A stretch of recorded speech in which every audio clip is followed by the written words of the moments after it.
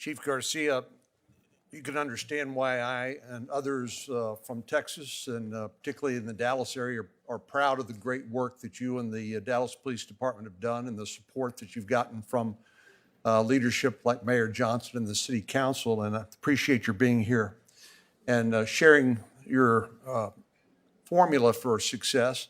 Is there any reason why other cities across the country couldn't embrace your approach in Dallas with similar results? There is no reason, Senator. I believe some have reached out.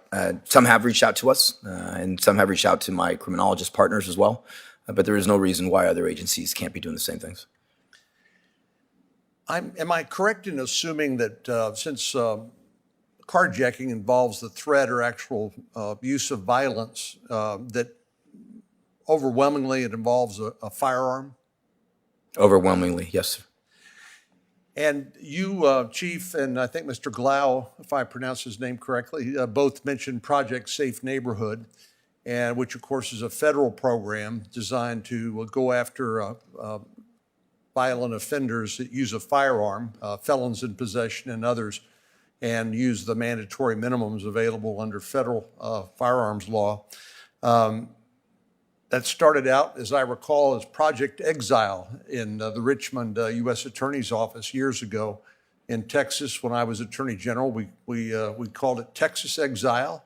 But the basic point is working with local and state law enforcement and federal resources, particularly the federal prosecutors, to use federal law to go after violent gun offenders and use the mandatory minimum available under federal law in order to dissuade people from using a firearm in the first place, and if you couldn't, to put them behind bars for a significant period of time.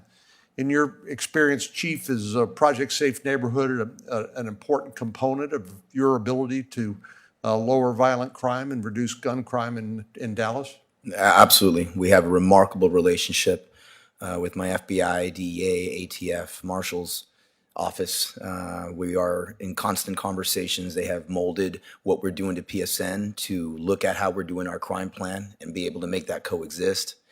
There is no question that the deterrent of filing these cases federally does work. And again, as we made mention earlier, I mean, one of the things we need to do is really utilize the laws that we have on the books. If we believe that gun crime is an issue, then individuals that are violating those laws need to be held accountable to the highest extent. Mr. Glau, you also mentioned Project Safe Neighborhoods. Do you share the Chief's point of view on that? Senator, I do. Chief Garcia is exactly correct. I was actually an agent in Richmond almost 20 years ago on that program you're talking about. Very familiar with it. Absolutely. It's a holistic approach, a strategy which needs a deterrent effect and strong enforcement and support of law enforcement, but also the community engagement and looking to off-ramp out at-risk use in the community before they commit the crimes. But I absolutely agree with the Chief. And Mr. Herdman, you used to be a U.S. Attorney. What's your view? Yes, Senator Cornyn, thank you for the question. Absolutely, there needs to be a thought out, and I think the Chief has put this very well, a plan that can be executed on and followed up. So there's close coordination between federal agencies and local law enforcement, again, on identifying the most violent, most persistent felons and ensuring that they receive federal prosecutions if they're found to be in illegal possession of a firearm. It's absolutely effective. Chief Garcia, I believe you and the district attorney in Dallas County have a good working relationship. But how important is it to have supportive prosecutors?